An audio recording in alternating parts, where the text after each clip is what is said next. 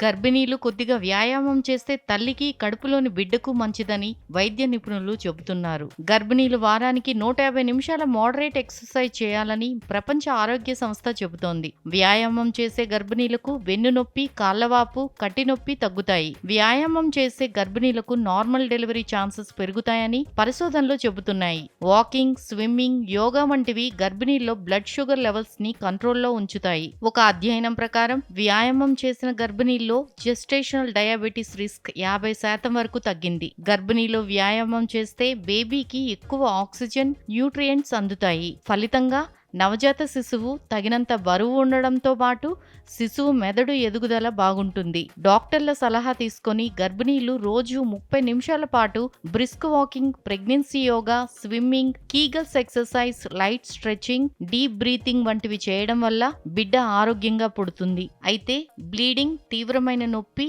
మైకం, గుండె వేగంగా కొట్టుకోవడం వంటి సమస్యలున్న గర్భిణీలు వ్యాయామం చేయకపోవడమే మంచిది.